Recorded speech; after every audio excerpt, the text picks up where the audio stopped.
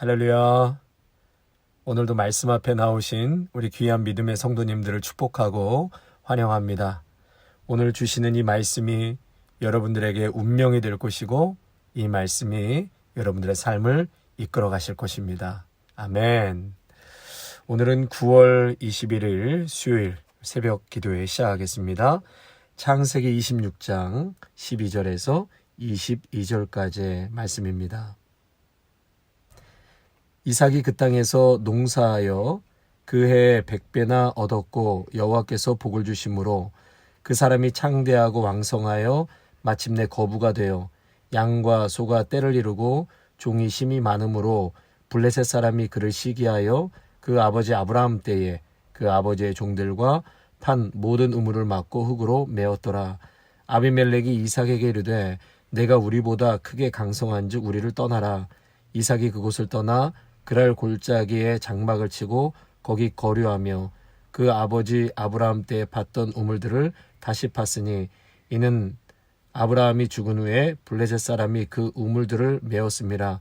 이삭이 그 우물들의 이름을 그의 아버지가 부르던 이름으로 불렀더라. 이삭의 종들이 골짜기를 파서 샘 근원을 얻었더니 그랄 목자들이 이삭의 목자와 다투어 이르되 이 물은 우리의 것이라 하매 이삭이 그 다툼으로 말미암아 그 우물 이름을 에색이라 하였으며 또 다른 우물을 봤더니 그들이 또 다툼으로 그 이름을 신나라 하였으며 이삭이 거기서 옮겨 다른 우물을 봤더니 그들이 다투지 아니하였으므로 그 이름을 르호봇이라 하여 이르되 이제는 여호와께서 우리를 위하여 넓게 하셨으니 이 땅에서 우리가 번성하리로다 하였더라. 아멘. 오늘 본문 12절의 말씀에 이삭이 그 땅에 농사하여 그의 100배나 얻었고 여호와께서 복을 주셨다.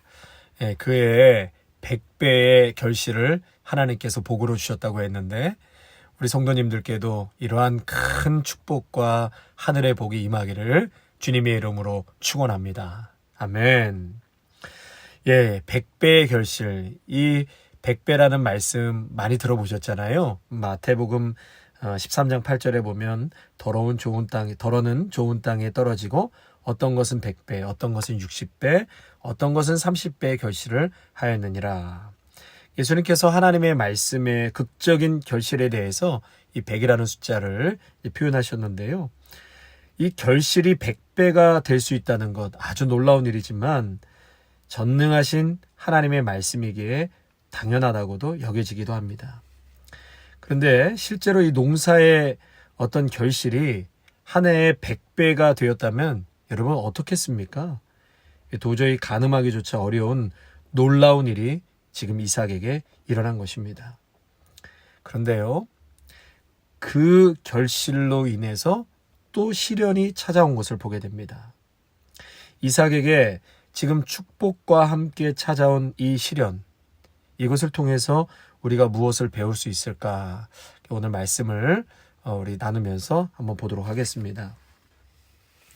이제 이삭이 그랄 땅에서 농사를 지어서 100배나 수확하는 그 복을 누리게 됩니다.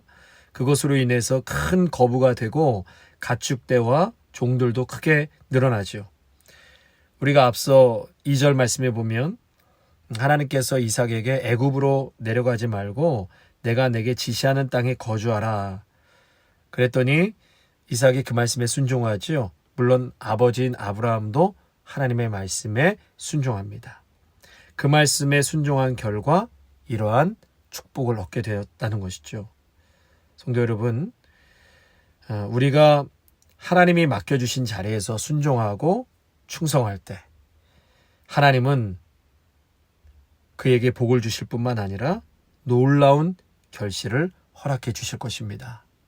그러므로 하나님의 말씀을 사모하고 또 그 주신 말씀에 우리가 순종하고 충성하려고 할 때 그러한 자들을 하나님께서는 반드시 복을 주십니다. 여러분 모두에게 그러한 축복이 임하시기를 바랍니다. 이렇게 이삭이 거부가 되어 세력이 커지자 이제 블레셋 사람들이 시기하기 시작합니다. 그래서 아브라함이 팠던 소중한 우물을 흙으로 메꿔서 못 쓰게 그냥 그렇게 회방을 놓고요. 또 아비멜렉은 이삭에게 그 땅에서 떠나라고 통보하죠. 이삭은 오랜 세월 동안 땀 흘려서 농지를 개간해서 농사를 지었습니다. 그런데 이제 그 땅에서 쫓겨나게 된 것이죠. 여러분, 이것처럼 하나님의 축복이 있으면 또 반드시 시기가 있고 회방이 있다라는 것을 우리는 기억할 필요가 있습니다.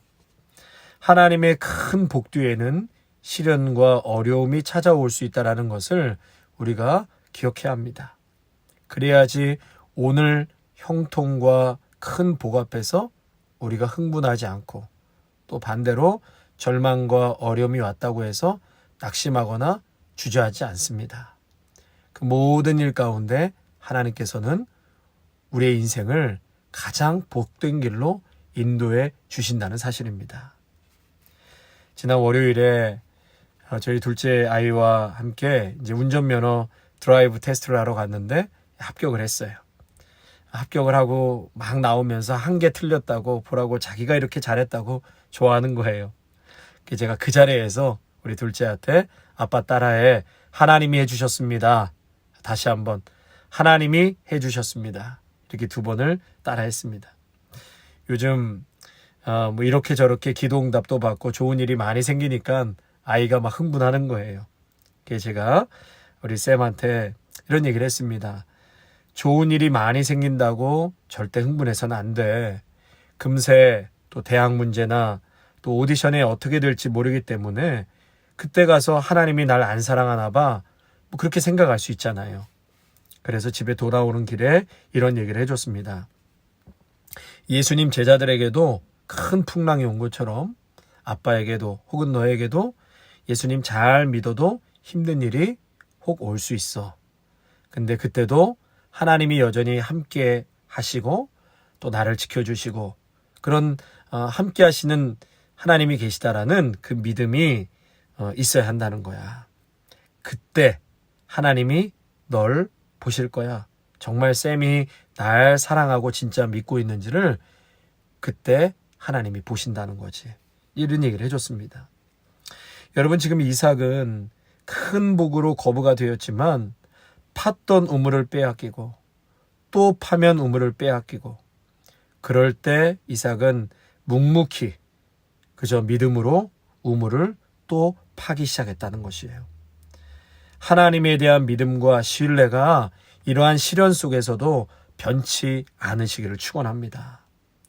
더불어 이 땅에서 누리는 복은 영원하지 않다는 것이죠. 그래서 오늘도 믿음의 성도는 이 땅의 것만 바라보고 추구하며 살아가는 자들이 아니고 오늘도 영원한 복, 하나님의 말씀 붙들고 영원한 가치를 이루며 살아가는 믿음의 성도님들이 다 되시기를 바랍니다. 2번째로, 이제 이삭은 그랄 골짜기에서 이제 새롭게 우물을 파잖아요. 그런데 그 우물을 팠는데 그곳의 목자들이 이것은 자신들의 것이라고 그 소유권을 주장합니다.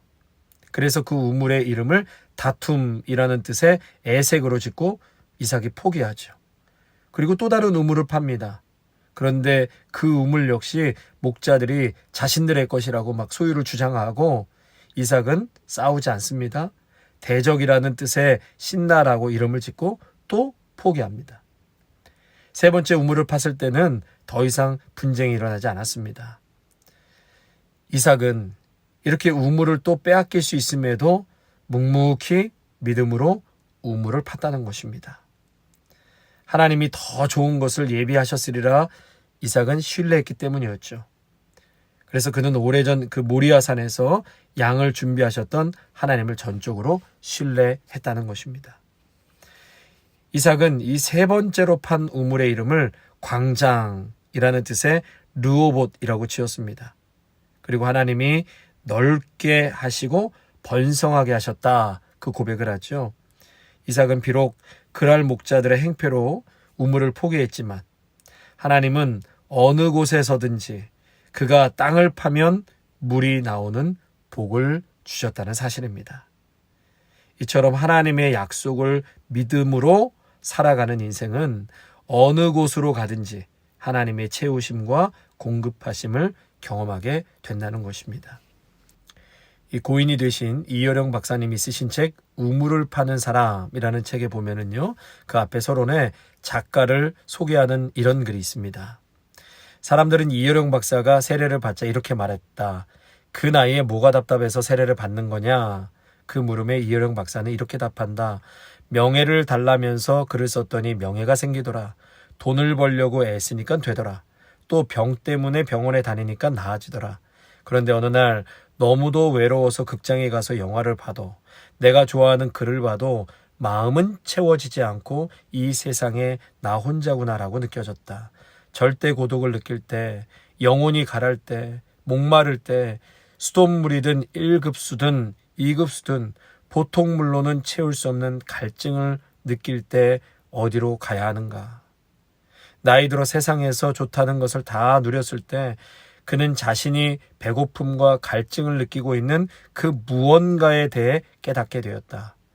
그것은 바로 창조자였다. 그는 수없이 실패의 우물을 파며 처절한 영혼의 광야를 통과한 후에 비로소 영원히 목마르지 않는 그 샘물을 만나게 되었다.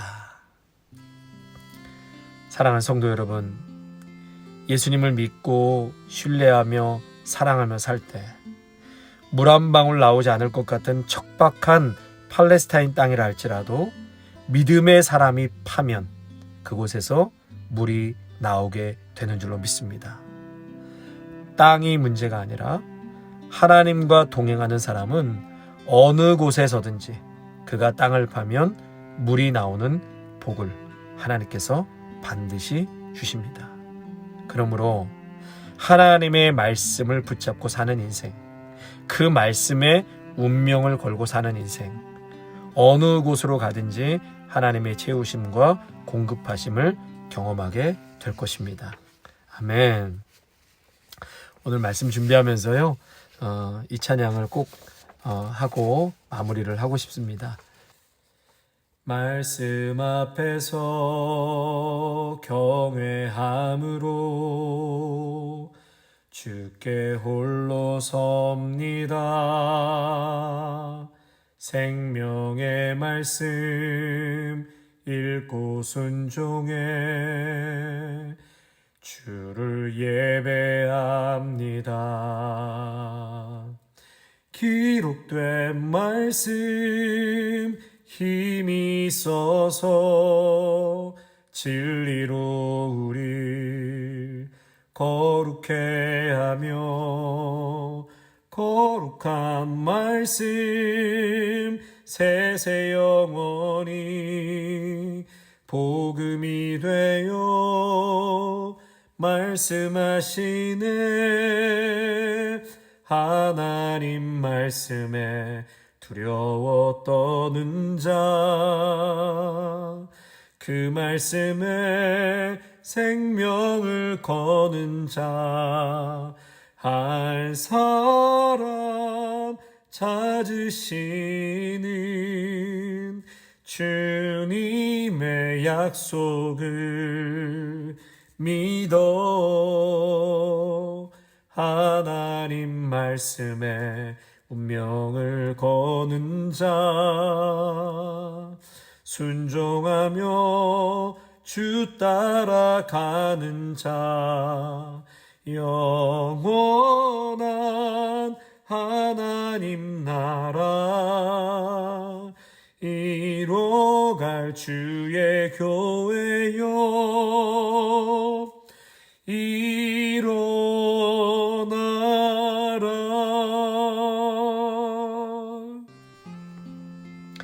사랑의 하나님, 오늘도 귀한 말씀을 통하여서 은혜 주시고 깨닫게 하시니 감사를 드립니다. 우리 한 사람 한 사람을 교회로 세워주셨고 오늘도 하나님의 말씀을 붙들고 순종하며 주님을 따라 걷는 우리의 복된 발걸음이 되게 하여 주시옵소서. 하나님께서 말할 수 없는 축복과 은혜를 베풀어 주실 뿐만 아니라 때로는 그 복 앞에서 시련도 겪을 때에 이삭처럼 우물을 뺏긴다 할지라도 믿음으로 묵묵히 또다시 우물을 파게 하시고 욕심 부리지 않게 하시고 또다시 하나님을 신뢰하며 미래를 주님께 맡기며 우물을 파 나갈 때에 마침내 하나님께서 이삭에게 큰 위로와 복을 허락하여 주신 것처럼 그러한 믿음의 여정이 우리들의 삶에 있게 하여 주시옵소서. 오늘도 주신 말씀에 찬양의 고백처럼 운명을 걸고 순종하며 주님 따라가는 귀한 믿음의 성도들이 다 되게 하옵소서. 예수님의 이름으로 기도하옵나이다. 아멘.